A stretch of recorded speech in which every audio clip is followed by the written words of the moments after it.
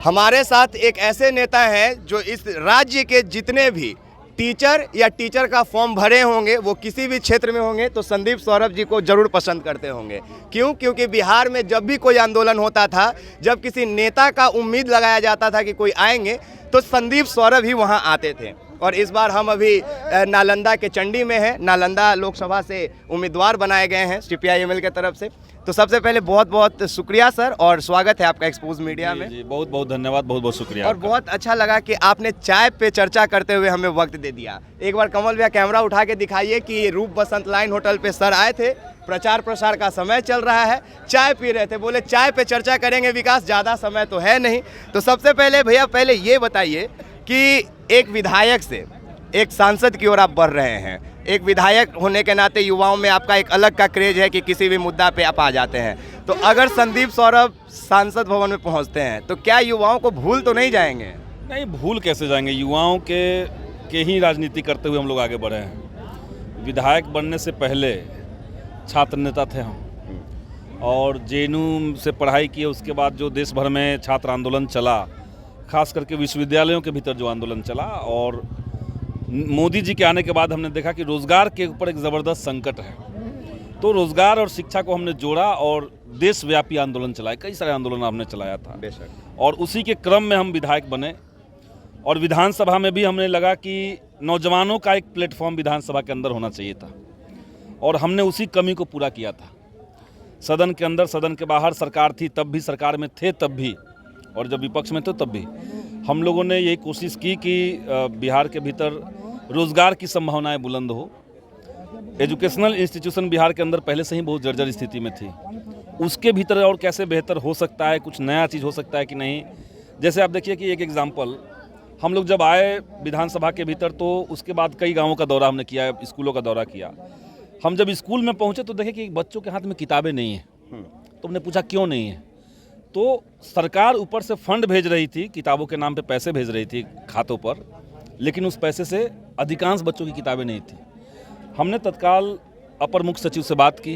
उन्होंने कहा कि नहीं, ये तो पॉलिसी का मामला है, किताब हम लोग नहीं देते हैं, पैसा दे देते हैं। हमने विधानसभा में इस मुद्दे को उठाया, और उस समय जो शिक्षा मंत्री थे उनसे हमारी भिड़ंत हुई, और अंत में हमने एक साबित किया कि बिहार के भीतर इस पॉलिसी के चलते 80% बच्चों के हाथ में किताबें नहीं है। कैसे आप पढ़वाइएगा बच्चों को? वो माने अंत में, क्योंकि हमने आंकड़ा दिया, अखबार का एक कटिंग दिया उनको, और वो माने, और फिर 2 महीने बाद वो लागू हुआ। तो आज बिहार के बच्चों के हाथ में किताबें हैं। तो ये सब देख करके अच्छा लगता है कि जो हम लोग विश्वविद्यालयों के अंदर सड़क पर आंदोलन कर रहे थे, सदन में मौका मिला तो हम लोगों ने उसको आगे बढ़ाया। लोकसभा में भी जाएंगे तो शिक्षा, रोजगार का सवाल, युवाओं का सवाल ये बुलंद रहेगा। लेकिन अहम सवाल एक और है, देश की जो परिस्थिति है उसके अंदर जो डेमोक्रेसी के ऊपर खतरा है, भारत का जो कॉन्स्टिट्यूशन है, संविधान है, उसकी बुनियाद के ऊपर जो खतरा पैदा किया गया है, हम लोग उसके खिलाफ भी लड़ रहे हैं, उस पर भी आवाज़ उठा रहे हैं। तो आर पार की लड़ाई होगी इस बार। दिल्ली में पहले छात्रों की राजनीति किए आप, फिर पालीगंज में विधायक रहे, और अब आप सांसद के रास्ते पे हैं। तो पालीगंज से नालंदा आना एक आपके लिए अलग कार्य हो गया कि जहाँ पे आपने 4 साल तक अपने कार्य को किया, लोगों को आकर्षित किया, फिर उसके बाद सीधा दूसरे क्षेत्र में आ जाना। लोगों का क्या प्रभाव आपके प्रति देखने को मिलता है? देखिए, युवाओं का ज़बरदस्त समर्थन हमको नालंदा में भी मिल रहा है, पालीगंज में भी मिला था। और मैं पालीगंज का भी रहने वाला नहीं हूँ, मैं रहने वाला मनेर का हूँ। मनेर से जब हम पालीगंज गए तो मेरे लिए नई जगह थी। बिल्कुल। और जो छात्र आंदोलन के दौरान हम लोगों ने महसूस किया, उसका एक एक्सपेंशन, एक तरह का कहिए, उसका एक विस्तारीकरण हुआ था सदन में जाने के बाद। और विधायक से जब सांसद के चुनाव लड़ रहे हैं तो दायरा और विस्तृत हो गया है। अनुभव और सीखने का जो हमारे अंदर एक जुनून है, हम गांव देहात में जाते हैं तो ये नहीं समझ के जाते हैं कि हमको सिखा देना है कुछ, लोगों को बता देना है कुछ, बल्कि उनसे भी कुछ सीखना है। वो जो समस्याओं को झेलते हैं, जैसे वो समझते हैं उसको, वो सीखना है हमें। तो हम तो लगातार सीखने का प्रक्रिया में रहते हैं। हम एक छात्र के ही बतौर जनता में भी रहते हैं, हर जगह सीखना है कुछ, और उन सब का निचोड़ लेकर के हम फिर सदन में जाते हैं, और जो जनता की भावनाएं हैं, जो जनता की आकांक्षाएं हैं, उसको मजबूती के साथ, बिना कोई डर भय के साथ हम रखना चाहते हैं, रखते हैं। देश में जो अभी चल रहा है कि एक तरफ अगर कहें तो मोदी जी झूठे वादे करते हैं, आप ही लोग जैसा बताते हैं, हम भी सुनते हैं, हम भी इस देश के ही एक ये हैं, देशवासी हैं, हमें भी पता है। तो सिस्टम से लड़ने में क्या परेशानियों का सामना करना पड़ रहा है? क्या कोई ऐसा तंत्र है जो आप लोगों को रोकने की कोशिश कर रही है? देखिए, सिर्फ झूठ बोलते अगर मोदी जी तब बहुत बड़ी समस्या नहीं थी। झूठ का पर्दाफाश होता, जनता जान जाती। दावे के साथ ये कह रहे हैं मोदी जी और उनकी जो पार्टी है, वो दावे के साथ कह रही है कि हम ये गलत काम करेंगे। जैसे उदाहरण के लिए हम आपको बता रहे हैं, जनता, लोकतंत्र में जनता के पास एक मजबूत पावर जो है, बल्कि लोकतंत्र का डिफिनेशन का बुनियाद वो है कि जनता सरकार चुनेगी, जनता तय करेगी कि सरकार कौन होगा। अब मोदी जी ने संसद के अंदर कुछ कानून पारित करवा लिया और अब सरकार तय करने लगेगी कि कौन जनता है जी। अभी तक जनता सरकार चुनती थी, अब बीजेपी के राज में सरकार डिसाइड करेगी कि कौन जनता है कौन जनता नहीं है। एनआरसी यही है, सरकार जो एनआरसी का रजिस्टर बनवा रही है उसमें डिसाइड कर देगी कौन जनता है कौन घुसपैठिया है। तो ये डेमोक्रेसी को सर के बल पे खड़ा कर रहे हैं। जैसे एक और उदाहरण, देश में जो नेचुरल जस्टिस इशू कहते हैं, नेचुरल जस्टिस का परिभाषा ये है कि आप तब तक बेगुनाह हैं जब तक कि आपके ऊपर दोष साबित ना हो। 2018 में संसद के भीतर एक कानून पारित करवा करके मोदी जी ने इस कानून को सर के बल खड़ा कर दिया और ईडी के पास ये पावर दे दिया कि ईडी अगर किसी को गिरफ्तार कर लेती है तो आप तब तक दोषी रहेंगे जब तक कि आप अपने आप को बेगुनाह साबित न करें, और आप भी नहीं करेंगे, ईडी आपको बेगुनाह साबित करेगी, तभी आप बेगुनाह होंगे, नहीं तो आप दोषी हैं। अब इस चक्कर में सत्येंद्र जैन दिल्ली के मंत्री जेल में हैं, मनीष सिसोदिया जेल में हैं, हेमंत सोरेन झारखंड के मुख्यमंत्री जेल में हैं, अरविंद केजरीवाल को 3-4 दिन का रिलीफ मिला है, लेकिन वो भी मैंने कुछ दिनों का रिलीफ मिला है, लेकिन जेल में है। तो आपने संसद के भीतर झूठ नहीं बोला, आपने कहा था कि हम करेंगे, और आपने इस तरह का कानून बना दिया कि आपका ईडी जिसको चाहेगी, जिसको भी, आपके पास कुछ पैसा नहीं है, कल आपको ईडी पकड़ लेगी और खास धारा लगा देगी। तो जब तक ईडी नहीं चाहेगी आप जेल से नहीं निकल सकते हैं, सुप्रीम कोर्ट, हाई कोर्ट, कोई कुछ नहीं कर सकता है। तो ये देश के भीतर डेमोक्रेसी का कब्र खोदने के समान है।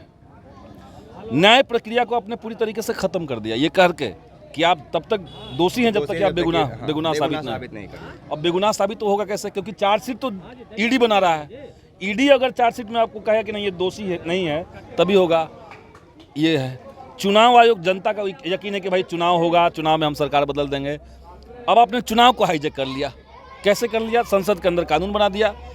अभी तक 3 लोग मिल करके जो मैंने चुनाव आयोग को तय करते थे, विपक्ष, प्रधानमंत्री और सुप्रीम कोर्ट का चीफ जस्टिस, आपने कर दिया कि नहीं, विपक्ष का नेता रहेगा, प्रधानमंत्री रहेंगे और एक और कैबिनेट मंत्री रहेंगे, यानी 2 मोदी के लोग रहेंगे, एक विपक्ष का रहेगा।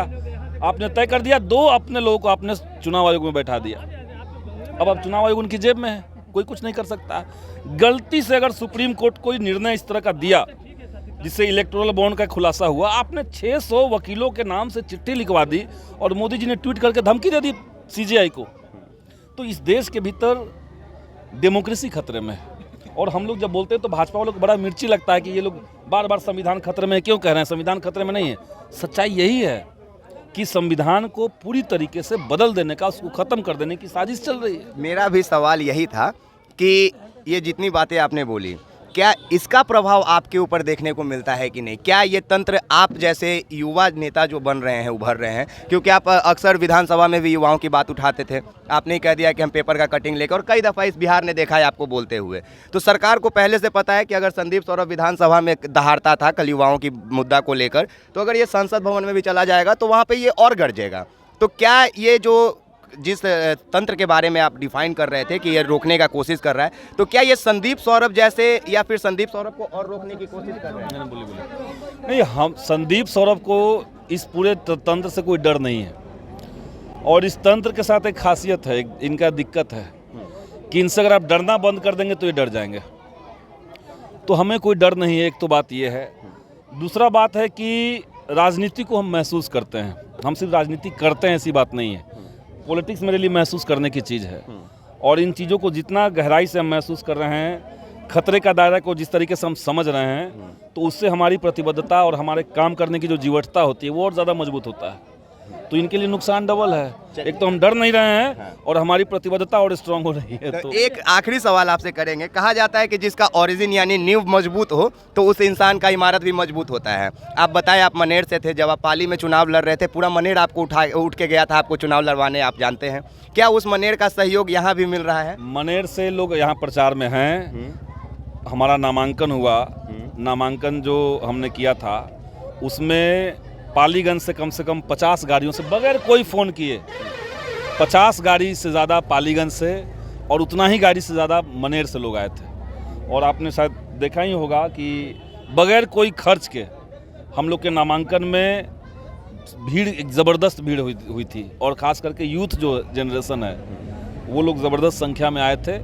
और हम लोग चुनाव तो जीत ही रहे हैं भारी मार्जिन से। अब है कि बस हम लोग को इसी गति को बढ़ाए रखना है और दुश्मनों को, विरोधियों को सबक सिखाते जाना है। और हम जहाँ भी जा रहे हैं हम सिर्फ शकल नहीं दिखा रहे हैं। छोटे से छोटे गांव में 10 लोगों की भी जमात है कहीं पे, अगर बगल में हम ये मिले थे, हम वहाँ पे लोगों को पॉलिटिक्स दे रहे हैं। हम उनको बता रहे हैं कि क्या चैलेंजेस देश के सामने है। तो कोई पेटी पॉलिटिक्स नहीं, कोई लोकल बात सिर्फ नहीं कि हम दर्शन देते रहेंगे, हमको जितवाइए, हम ये कर दें। हम कह रहे हैं कि देश खतरे में है, आप समझिए इस बात को, संविधान खतरे में, इसको समझिए। तो हम लोग उस रफ्तार को कर रहे हैं। हम बाकी जब राजनीति जो होती है, हमारे लिए चुनाव भी एक तरह का प्लेटफॉर्म ही है। बेशक। तो चुनाव में उस प्लेटफॉर्म का हम इस्तेमाल कर रहे हैं, अपनी बात को दूर तक ले जाने की कोशिश कर रहे हैं। बहुत बहुत शुक्रिया संदीप सौरभ जी आपका। देखिए, कहा जाता है कि जिसका नींव मजबूत हो उसकी इमारत मजबूत होती है। और ये सवाल हमने इसलिए किया था सर से, ये सवाल हमने इसलिए किया था कि अगर मनेर के लोग यहाँ चल के आते हैं, पालीगंज के लोग चल के आते हैं, तो यहाँ के जो स्थानीय लोग हैं इनका भी उत्साह जो है वो बढ़ेगा कि जो हमारे पुराने नेता हैं वो जब अच्छा काम किए तभी तो उनके लोग यहाँ चल के आ रहे हैं। और इसीलिए हमने ये सवाल किया था। बाकी संदीप सौरभ को कई दफ़ा लोगों ने देखा है कि कैसे, अरे आजा यार, मैं भगा नहीं रहा हूँ, बाकी कैसे संदीप सौरभ विधानसभा में युवाओं की बातों को उठाते हैं, ये पूरा बिहार जानता है। बाकी आप एक्सपोज मीडिया देख रहे हैं, अभी तो सिलसिला शुरू हुआ है। कई दफ़ा आपको संदीप सौरभ से और इनके लोगों से रूबरू कराया जाएगा, लेकिन अभी शाम का वक्त है, इन लोगों को भी घर जाना है। चुनाव आयोग का टर्म एंड कंडीशन इन लोगों के लिए कुछ ज़्यादा लागू होता है, इसलिए आप एक्सपोज मीडिया के साथ बने रहिए। आप तमाम लोगों का बहुत शुक्रिया। जय हिंद, जय बिहार, धन्यवाद।